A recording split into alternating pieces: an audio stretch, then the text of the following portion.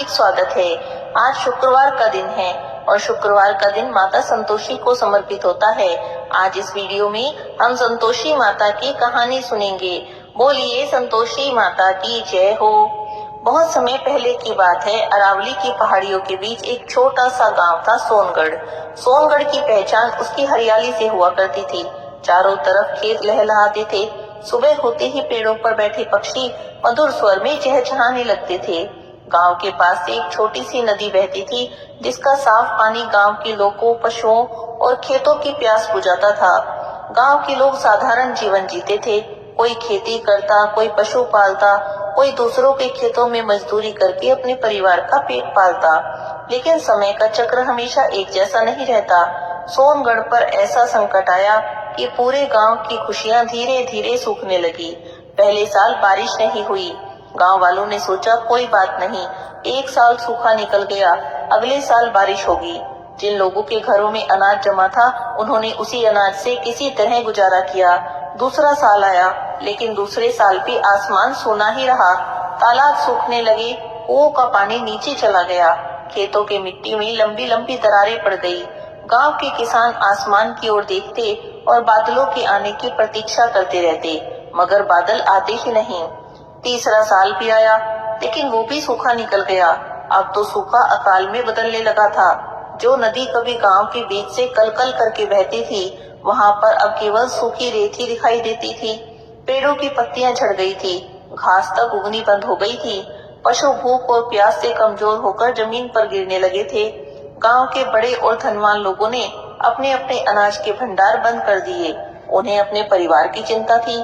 वे अपने गोदामों में बचा हुआ अनाज किसी को देना ही नहीं चाहते थे। लेकिन सबसे अधिक परेशानी उन गरीब मजदूरों की थी, जिनके पास ना तो जमीन थी और ना ही अनाज जमा करने की कोई जगह थी। उसी गांव के आखिरी छोर पर, जहां से आगे पहाड़ियों की सूखी ढलान शुरू हो जाती है, एक छोटी सी और टूटी फूटी झोपड़ी थी। उस झोपड़ी की छत पर पड़ा घास फूस जगह जगह से गल गया था। मिट्टी की दीवारों में दरारें आ गई थी। बरसों से उस झोपड़ी की मरम्मत नहीं हुई थी। उसी झोपड़ी में 70 साल की एक बुढ़िया माई रहती थी, जिसका नाम था गौरी अम्मा। गौरी अम्मा की दुनिया में उसके अलावा 9 साल का पोता गोपाल भी था। गोपाल के माता पिता अब इस दुनिया में नहीं थे। 4 साल पहले ही सोनगढ़ में एक भयंकर बीमारी आई और उस बीमारी ने कुछ ही दिनों में गोपाल के माता पिता को उससे छीन लिया था। उस दिन के बाद से गौरी अम्मा ने ही गोपाल को माँ और पिता दोनों का प्यार दिया। बुढ़ापे में भी वह अपने कमजोर शरीर को घसीटकर दूसरों के खेतों में काम करने जाती। कहीं फसल साफ करती, कहीं अनाज कूटती, तो कभी किसी अमीर के घर में बर्तन भी मांजती थी। बदले में उसे कभी 2 सूखी रोटियां मिलती, कभी थोड़ी बाजरे की खिचड़ी और कभी मुट्ठी भर अनाज मिल जाता। उसी से दादी और पोता अपना जीवन चला रहे थे। गौरी अम्मा के पास पहनने के लिए भी केवल एक सूती साड़ी थी, और वो भी इतनी बार फट गई थी कि जगह जगह कपड़े के टुकड़े लगाकर पैबंद लगे थे। पैरों में चप्पल नहीं थी, हाथ में केवल एक पुरानी कांच की चूड़ी थी। लेकिन उसके पास एक ऐसी संपत्ति भी थी जो सोनगढ़ के बड़े बड़े सेठ के पास भी नहीं थी, और वह थी संतोष। गौरी अम्मा अपने दुखों के लिए कभी भगवान को दोष नहीं देती थी। हर सुबह सूरज की पहली किरण झोपड़ी के आंगन में पड़ती तो वह उठकर अपनी पुरानी चटाई समेटती और आंगन के एक कोने में सूख चुके तुलसी के पौधे के पास बैठ जाती। दोनों हाथ जोड़कर आंखें बंद कर कहती, हे नारायण, हे संतोषी माता, आपने आज फिर मेरी आंखें खोलकर यह संसार दिखाया है। इसके लिए मैं आपका धन्यवाद करती हूँ। मेरे पास धन नहीं है, भोजन नहीं है, अच्छे कपड़े भी नहीं हैं, लेकिन आपने मुझे आज का जीवन तो दिया है। हे संतोषी माता, आप तो जानती हैं आपके घर में कोई कमी नहीं होती। आज जो मिलेगा मैं उसी में संतोष करूंगी। मेरे लिए आपकी इच्छा ही सबसे बड़ी इच्छा है। पास ही में लेटा गोपाल अपनी दादी की बातें सुनता और कभी कभी तो अपना सिर गौरी अम्मा की गोद में रखकर कहता, दादी, क्या माता सच में हमारी बात सुनती है? गौरी अम्मा उसके सिर पर हाथ फेरती और कहती, बिल्कुल सुनती है बेटा। भगवान को बड़ी बड़ी चीजों की जरूरत नहीं होती, उन्हें तो बस सच्चा मन चाहिए होता है। गोपाल भी दादी की तरह संतोष करना अब सीख गया था। कई बार तो जब उसके पेट में भूख से मरोड़ उठती तो अपनी दादी से खाना मांगकर उन्हें परेशान नहीं करता, बस इतना कहता, दादी, लगता है आज पेट थोड़ा ज्यादा खाली हो गया है, लेकिन कोई बात नहीं, कल जब खाना मिलेगा तो इसे पूरा भर दूंगा। कल तो भगवान कुछ न कुछ जरूर भेजेंगे। गौरी अम्मा अपने पोते की ओर देखती और उसकी आंखों में छिपे दुख को समझकर भी मुस्कुरा देती। लेकिन इस बार तो अकाल इतना भयंकर था कि गौरी अम्मा की सारी कोशिशें भी कम पड़ने लगी थी। गांव का सबसे बड़ा जमींदार लखन दास, गौरी अम्मा कई महीनों से उसके यहाँ काम कर रही थी। अनाज साफ करती, पशुओं का गोबर उठाती, आंगन में झाड़ू लगाती। लखनदास बदले में उसे थोड़ी सी बाजरे की दाल या 2 सूखी रोटियां देता था। वही भोजन दादी और पोते के लिए जीवन का सहारा था। लेकिन एक दिन लखनदास ने गौरी अम्मा को अपने सामने बुलाया और बोला, गौरी, कल से काम पर मत आना। यह सुनकर गौरी अम्मा चौंक गई। बोली, मालिक, क्या मुझसे कोई गलती हो गई? लखनदास ने रूखे स्वर में कहा, गलती की कोई बात ही नहीं है। खेतों में पैदा ही क्या हुआ है? मेरे अपने घर में अनाज कम पड़ रहा है। मैं पूरे गांव का पेट भरने नहीं बैठा हूँ। गौरी अम्मा की आंखों में चिंता आ गई। बोली, मालिक, मुझे थोड़ा सा काम दे दो, आधी रोटी ही दे देना। मैं बूढ़ी जरूर हूँ लेकिन काम कर लेती हूँ। मेरे घर में मेरा छोटा सा पोता है, उसके माता पिता तो पहले ही भगवान को प्यारे हो गए। अगर मेरा काम भी चला गया तो हम दोनों भूखे मर जाएंगे। लेकिन लखनदास का दिल नहीं पसीजा। अपने नौकर को इशारा करते हुए बोला, इन्हें बाहर तक छोड़ाओ, मुझे और कुछ भी नहीं कहना है। गौरी अम्मा रोते हुए उसके पैरों की तरफ बढ़ी, लेकिन नौकर ने उसे दरवाजे से बाहर कर ही दिया। धीरे धीरे अपनी झोपड़ी में लौट आई। उसके कदमों में पहले से भी अधिक थकान थी। घर में अनाज का एक दाना नहीं था। शाम होने लगी। गोपाल बार बार झोपड़ी के बाहर देख रहा था। उसे तो उम्मीद थी दादी कुछ न कुछ तो जरूर लेकर आएगी। लेकिन जब गौरी अम्मा खाली हाथ अंदर आई तो गोपाल सब समझ गया। दादी का हाथ पकड़कर बोला, दादी, आज खाना नहीं मिला। गौरी अम्मा उससे आंखें चुराने लगी। गोपाल ने मुस्कुराने की कोशिश की और बोला, कोई बात नहीं दादी, मुझे भूख नहीं लगी है। हम दोनों पानी पीकर सो जाएंगे, खाना कल खा लेंगे। गौरी अम्मा ने गोपाल को अपने गले से लगा लिया। दोनों ने कुएं से थोड़ा सा पानी निकाला और वही पानी पीकर अपनी भूख को शांत करने का प्रयास किया। एक फटी हुई चटाई पर एक दूसरे से लिपटकर सो गए। अगली सुबह गौरी अम्मा फिर काम की तलाश में निकल पड़ी। एक घर से दूसरे घर गई। किसी के दरवाजे पर खड़ी होकर कहती, बहू, अगर कोई काम हो तो मुझे दे दो। किसी ने मुंह पर ही दरवाजा बंद कर लिया। लेकिन किसी ने कहा, हमारे घर में अपने खाने को नहीं है, तुम्हें क्या देंगे। कहीं से डांट मिली, कहीं से खाली हाथ ही लौटना पड़ा। पूरे दिन गांव में घूमती रही, लेकिन उसके हाथ में एक भी काम नहीं आया और ना ही कहीं से खाना मिलने की उम्मीद। दूसरा दिन भी इसी तरह गुजर गया। अब तो गोपाल की हालत खराब होने लगी। 3 दिन से उसने कुछ भी नहीं खाया था। उसका चेहरा पीला पड़ गया, होंठ सूखकर फट गए थे, आंखों की चमक कहीं गायब हो गई थी। वह चटाई पर पड़ा था और उठने की कोशिश भी नहीं कर पा रहा था। गौरी अम्मा उसके पास ही बैठकर उसे देख रही थी। एक दादी के लिए इससे बड़ा दुख और क्या हो सकता था कि उसकी आंखों के सामने उसका बच्चा भूख से कमजोर हो रहा है और उसके पास उसे देने के लिए कुछ भी नहीं है। दुख से उसका कलेजा फटा जा रहा था। वह उठी और झोपड़ी के एक कोने में जाकर भगवान के सामने बैठ गई। आंखों से आंसू बहने लगे। दोनों हाथ उठाकर रोते हुए बोली, हे संतोषी माता, मैंने तो आपसे कभी कोई शिकायत नहीं की। आपने जितना दिया उतने में संतोष किया। कभी पेट भर खाना मिला तो धन्यवाद दिया, कभी भूखी रही तो भी आपको दोष नहीं दिया। लेकिन माता, इस बच्चे ने क्या बिगाड़ा है? ये तो अभी संसार को समझ भी नहीं पाया है। इसके माता पिता तो पहले ही आपके पास आ चुके हैं। अब अपनी आंखों के सामने इसे भूख से कैसे तड़पते देखूं? माँ, अगर आपको किसी की जान लेनी है तो मेरी ले लो, मेरे गोपाल को बचा दो। ये परीक्षा मेरी है तो मेरी परीक्षा लो। कहते कहते गौरी अम्मा फूट फूट कर रोने लगी। रोते हुए उसका हाथ झोपड़ी के उस अंधेरे कोने से टकराया जहाँ एक पुराना मिट्टी का घड़ा कई वर्षों से रखा था। उस घड़े में पुराने कपड़े, सूखी घास और बेकार का सामान था। न जाने क्यों गौरी अम्मा ने उसमें हाथ डाल दिया। उसकी उंगलियों को अंदर से कुछ कपड़े जैसा महसूस हुआ। बाहर खींचकर देखा तो एक पुराना कपड़े का बंडल था। उस पर धूल और मकड़ी के जाले भी लगे थे। गौरी अम्मा को तो याद भी नहीं था कि उन्होंने यह बंडल कब यहाँ रखा था। कांपते हाथों से गांठ खोलकर देखा तो आंखें आश्चर्य से फैल गई। उसमें थोड़े से भुने हुए चने और थोड़ा सा गुड़ रखा था।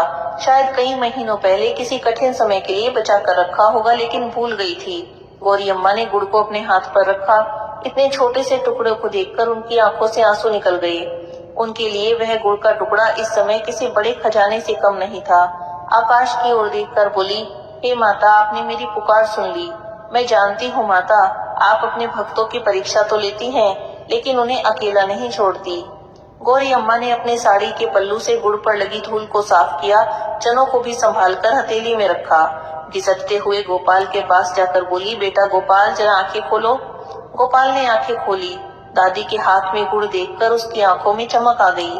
गौरी अम्मा ने उसके सिर पर हाथ फेरते हुए कहा, उठ बेटा, देख माता ने तेरे लिए प्रसाद भेजा है, थोड़ा सा गुड़ और चने हैं, इसे खा ले, तेरी जान में जान आ जाएगी। गोपाल ने अपने कांपते हुए हाथ आगे बढ़ाए। 3 दिन की भूख के कारण उसकी उंगलियां तक कमजोर हो गई थी। उसने गुड़ का टुकड़ा उठाया, वह उसे मुंह में रखने ही वाला था, तभी बाहर से किसी की आवाज आई, क्या अंदर कोई है? गोपाल वहीं रुक गया और गौरी अम्मा ने दरवाजे की ओर देखा। बाहर से फिर आवाज आई, माई, अगर कुछ खाने को मिल जाए तो मेरी जान बच जाए। 3 दिन से मेरे पेट में अन्न का दाना नहीं गया, पानी की एक बूंद तक नसीब नहीं हुई। भूख से शरीर जवाब दे रहा है, अगर कुछ मिल जाएगा तो तुम्हारा भला होगा। गौरी अम्मा दरवाजे तक गई। वहां पर एक बूढ़ा भिखारी खड़ा था। उसकी हालत ऐसी थी कि जो भी देखता उसका हृदय द्रवित हो जाता। शरीर हड्डियों का ढांचा मात्र था, चेहरा झुर्रियों से भरा हुआ था, बाल पूरी तरह सफेद और बिखरे हुए थे, आंखें अंदर को धंस गई थी, कपड़े इतने फटे हुए थे कि शरीर ढकना मुश्किल हो रहा था, पैरों में छाले पड़े थे और कई जगह से तो खून भी निकल रहा था। एक लकड़ी के सहारे खड़ा था और बार बार लड़खड़ा रहा था। गौरी अम्मा की नजर उसके चेहरे पर पड़ी तो उनका हृदय कांप गया, लेकिन उसी समय उनकी नजर गोपाल के हाथ में गुड़ और चनों पर भी गई। उनका मन 2 हिस्सों में बट गया। एक तरफ तो छोटा सा पोता जो 3 दिन से भूखा था, जानती थी अगर उसे अभी भोजन नहीं दिया तो उसकी हालत खराब हो जाएगी। दूसरी ओर एक बूढ़ा अतिथि खड़ा था जिसकी हालत भी मृत्यु के समान ही हो चुकी थी। गौरी अम्मा के संस्कारों में अतिथि को भूखा लौटाना बहुत बड़ा अपराध था। वे असमंजस में खड़ी रही, आंखों से आंसू बहने लगे। मन कह रहा था पहले अपने पोते को खिला दे, लेकिन वहीं दिल के एक कोने से आवाज आ रही थी, भूखे अतिथि को खाली कैसे लौटाएगी। गौरी अम्मा तो कुछ निर्णय ही नहीं कर पा रही थी। तभी गोपाल ने अपनी दादी की ओर देखा। अपनी दादी की परेशानी वो समझ गया था। हाथ में रखे गुड़ को देखा और फिर दरवाजे पर खड़े उस बूढ़े व्यक्ति को देखा। कुछ क्षण के लिए उसके चेहरे पर भूख का दर्द दिखाई दिया, लेकिन अगले ही पल उसकी आंखों में करुणा आ गई। गोपाल धीरे धीरे चटाई से उठा, पैर कांप रहे थे। गौरी अम्मा घबराकर बोली, बेटा कहाँ जा रहा है? लेट जा, तेरे शरीर में इतनी ताकत नहीं है। लेकिन गोपाल नहीं रुका, बूढ़े भिखारी के पास गया और अपनी छोटी सी हथेली आगे कर दी और कहा, बाबा आप बहुत कमजोर है ना, आपको बहुत भूख भी लगी है। बूढ़े ने सिर हिला दिया। गोपाल ने कहा, मेरे पास ये थोड़ा सा गुड़ और चने हैं, मैं तो छोटा हूँ, थोड़ी देर और भूखा रह लूंगा, लेकिन आप बहुत बूढ़े हैं, आपसे भूख सहन नहीं होगी। गौरी अम्मा ने उसकी बातें सुनी तो हैरान रह गई। गोपाल ने अपने हाथ में रखा पूरा गुड़ का टुकड़ा और सारे चने बूढ़े की हथेली पर रख दिए। बाबा आप इन्हें खा लो। बूढ़े व्यक्ति ने कांपते हाथों से गुड़ और चने पकड़ लिए। उसकी आंखों से आंसू निकलने लगे। वे आंसू सीधे गोपाल की हथेली पर ही गिरे। बूढ़ा व्यक्ति कांपती आवाज में बोला, बेटा आज तूने मुझे भोजन नहीं दिया, मुझे जीवन दान दिया है। धीरे धीरे वहीं पर बैठकर गुड़ और चने खाने लगा। गौरी अम्मा ने बाहर रखा मिट्टी का घड़ा उठाकर उसे थोड़ा सा पानी भी दे दिया। जैसे ही पानी उसके शरीर के भीतर गया, अचानक से वहां का वातावरण बदलने लगा। कुछ ही क्षण पहले जो व्यक्ति मृत्यु के समान कमजोर दिखाई दे रहा था, उसके चेहरे पर अद्भुत शांति दिखाई देने लगी। गौरी अम्मा भी यह दृश्य देखकर हैरान रह गई। ऐसा लग रहा था जैसे बूढ़े व्यक्ति के शरीर में कोई दिव्य शक्ति प्रवेश कर रही हो। उसके हाथ में पकड़ी लकड़ी अपने आप नीचे गिर गई और अब वह बिल्कुल सीधा खड़ा था। गौरी अम्मा और गोपाल कुछ समझ पाते उससे पहले ही झोपड़ी के अंदर एक अद्भुत प्रकाश फैला। गर्म हवा अचानक से शांत हो गई। ठंडी और सुगंधित हवा बहने लगी। हवा में चंदन, चमेली और पारिजात की दिव्य खुशबू थी। झोपड़ी की मिट्टी की दीवारें उस प्रकाश से चमकने लगी। वह प्रकाश इतना तेज था कि कुछ क्षण के लिए तो गौरी अम्मा ने अपनी आंखें ही बंद कर ली। जब उन्होंने आंखें खोली तो उनके सामने का दृश्य पूरी तरह से बदला हुआ था। वह बूढ़ा भिखारी वहां पर था ही नहीं, उनके स्थान पर एक दिव्य स्वरूप था। लाल रंग के सुंदर रेशमी कपड़े, सोने के आभूषण, गले में चमकते हुए हार और मस्तक पर दिव्य मुकुट। चेहरे पर ऐसी ममता जैसे कोई माँ अपने बच्चों को देख रही हो। उनका स्वरूप तेज से प्रकाशित था। 4 भुजाएं थी, एक हाथ में त्रिशूल, दूसरे में तलवार, तीसरे हाथ में आशीर्वाद की मुद्रा और चौथे हाथ में स्वर्ण कलश सुशोभित था। उनके मुख पर वात्सल्य और करुणा की ऐसी छटा थी कि गौरी अम्मा का तो पूरा शरीर रोमांचित हो गया। और गौरी अम्मा के मुख से अचानक निकला, माता संतोषी। वह जमीन पर गिर गई। गोपाल भी अपनी दादी को देखकर जमीन पर बैठ गया। वो कोई साधारण भिखारी नहीं बल्कि संतोषी माता थी। गौरी अम्मा की आंखों से आंसुओं की धारा बहने लगी और वो हाथ जोड़कर बोली, माता ये आपकी कैसी लीला है, आपने मुझे दर्शन दिए। संतोषी माता मुस्कुराकर बोली, उठो गौरी। उनकी आवाज में ऐसी मिठास थी जैसे किसी वीणा की धुन सुनाई दे रही हो।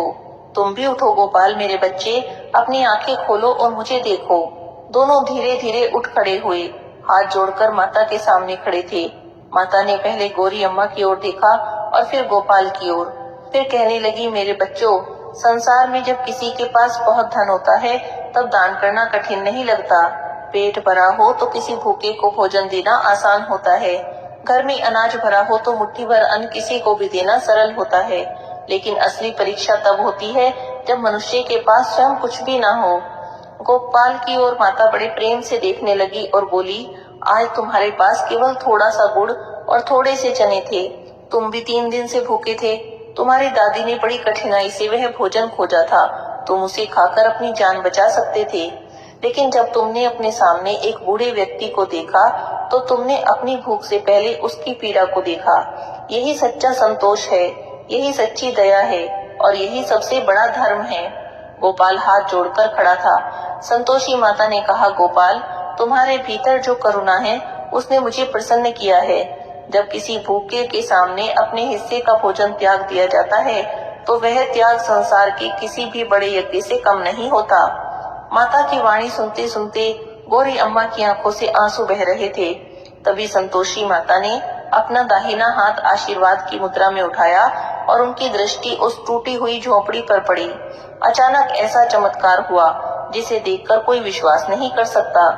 मिट्टी की टूटी दीवारें चमकने लगी और झोपड़ी की जगह धीरे धीरे एक सुंदर सफेद पत्थर का भवन खड़ा हो गया।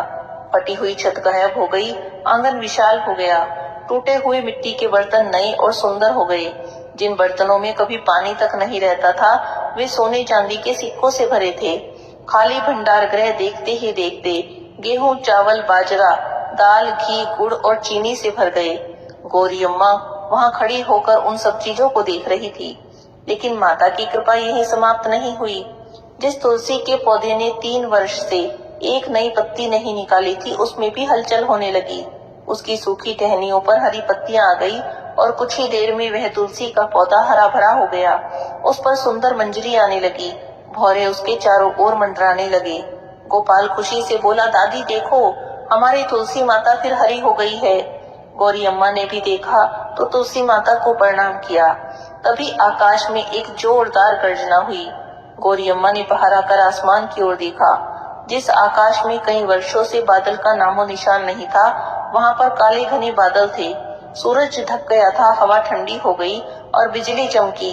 देखते ही देखते बारिश की मोटी मोटी बूंदें धरती पर गिरने लगी। पहले कुछ बूंदें गिरी, फिर तेज हो गई और थोड़ी ही देर में मूसलाधार बारिश होने लगी। सूखी धरती बारिश को ऐसे पी रही थी जैसे वर्षों से इसी पल की प्रतीक्षा कर रही हो। गांव के लोग भी घरों से बाहर निकले। कोई हाथ उठाकर आकाश की ओर देख रहा था, कोई खुशी से रो रहा था और कोई बारिश में नाचने लगा था। सोनगढ़ के लोगों को विश्वास नहीं हो रहा था कि 3 वर्षों का सूखा एक ही दिन में समाप्त हो गया। उधर संतोषी माता ने गोपाल को अपने पास बुलाया, उसके सिर पर अपना हाथ रखा। जैसे ही माता का हाथ उसके सिर पर पड़ा, गोपाल के शरीर में ऊर्जा दौड़ने लगी। चेहरे की पीली रंगत समाप्त हो गई, आंखों में चमक लौट आई। कुछ ही देर में वो स्वस्थ और प्रसन्न दिखाई देने लगा। जब गौरी अम्मा ने ये देखा तो माता के चरणों में गिरकर बोली, माता आपने सब कुछ लौटा दिया, मैं आपको क्या अर्पण करूं? संतोषी माता मुस्कुराकर बोली, गौरी मुझे बदले में कुछ भी नहीं चाहिए, बस तुम्हारा विश्वास ही काफी है। आज से तुम्हारे घर में अन्न की कमी नहीं होगी। तुम्हारे वंश में आने वाली पीढ़ियों तक कोई भूखा नहीं रहेगा। तुम्हारे घर में अन्न, वस्त्र, भोजन और सुख समृद्धि बनी रहेगी। लेकिन याद रखना, ये संपत्ति केवल अपने लिए मत रखना। जिस प्रकार आज तुम्हारे पोते ने अपनी भूख भूलकर एक भूखे व्यक्ति को भोजन दिया है, उसी प्रकार तुम भी जरूरतमंदों के लिए अपने घर के द्वार खुले रखना।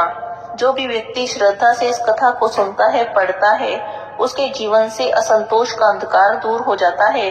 वह विपरीत परिस्थितियों में भी धैर्य और संतोष बनाए रखने की शक्ति प्राप्त करता है। गोपाल हाथ जोड़कर कहने लगा, माता अब तो आप हमारे साथ ही रहोगी ना? तब संतोषी माता ने कहा, जहाँ संतोष होता है, जहाँ भूखे को भोजन मिलता है, दुखी को सहारा दिया जाता है और जहाँ बिना स्वार्थ के सेवा होती है, वहाँ मेरा सदा निवास होता है। गांव के अन्य लोग बारिश में भीगते हुए इधर उधर घूम रहे थे। जब उन्होंने देखा कि एक टूटी झोपड़ी की जगह पर एक भव्य दिव्य महल खड़ा है, आंगन में अनाज के ढेर लगे हैं, गोदाम भरे हुए हैं, गौरी अम्मा और गोपाल के शरीर पर दिव्य आभूषण चमक रहे हैं, तो सब बड़े हैरान हुए। लखनदास ने भी जब देखा तो उसे बात समझते देर नहीं लगी। उसे अपने किए पर बहुत पछतावा हो रहा था। वह गौरी अम्मा के चरणों में गिरकर बोला, मुझे क्षमा कर दो, मैंने तुम्हें उस दिन अपने घर से निकाला, मैंने तुम्हारी मजबूरी नहीं समझी, मुझे अपनी गलती पर बहुत पछतावा हो रहा है। गौरी अम्मा ने उसे उठाया, उनके मन में जरा भी अहंकार नहीं था। कहने लगी, लखनदास जो हुआ उसे भूल जाओ, भगवान ने हमें दिया है तो इसलिए नहीं कि हम दूसरों से बदला लें, हमें तो दूसरों की मदद करनी है। गौरी अम्मा ने अनाज के भंडार खोल दिए। जिस गांव में लोग कई दिनों से भूखे थे, वहां सभी को अनाज मिला, किसी को गेहूं, किसी को चावल, जिसे जो जरूरत थी सबको मिला। गौरी अम्मा ने किसी से नहीं पूछा कि किसी ने पहले उनके साथ क्या व्यवहार किया था। वो तो कह रही थी, आज माता ने हमें दिया है, कल किसी और की बारी होगी। धन तो तभी सार्थक है जब किसी का पेट भर जाए। लखनदास भी उस दिन से बदल गया था। उसने भी अनाज के भंडार खोल दिए। गांव के दूसरे धनवान लोग भी गरीबों की सहायता करने लगे। धीरे धीरे सोनगढ़ फिर से हरा भरा होने लगा। गौरी अम्मा और गोपाल हर शुक्रवार श्रद्धा से संतोषी माता का व्रत करते थे। सुबह स्नान करते, घर की सफाई करते, संतोषी माता की पूजा करते, गुड़ चने का भोग लगाते, संतोषी माता की कथा सुनते। शाम को गरीबों, अनाथों, वृद्धों और भूखे लोगों को अपने घर बुलाते और प्रेम से गुड़ चने का प्रसाद देते। गौरी अम्मा गोपाल से कहती थी, बेटा याद रखना, हमारे घर में जो भी आया है वो केवल हमारा नहीं, इन जरूरतमंदों का भी हिस्सा है। गोपाल अब बड़ा होने लगा था, लेकिन उसने अपनी दादी की शिक्षा नहीं छोड़ी। उसके पास धन तो आया, लेकिन घमंड नहीं आया। घर में वैभव तो आया, लेकिन संतोष कम नहीं हुआ। हे संतोषी माता, जिस प्रकार आपने गौरी अम्मा और छोटे गोपाल की परीक्षा ली और अंत में उनके जीवन को सुख, समृद्धि और अन्न से भर दिया, इसी प्रकार इस कथा को कहने वाले, सुनने वाले सभी भक्तों के घर में सुख शांति बनाए रखना। अपने भक्तों पर अपनी कृपा बनाए रखना। सभी के घर में अन्न धन के भंडारे भरना। बोलिए संतोषी माता की जय हो।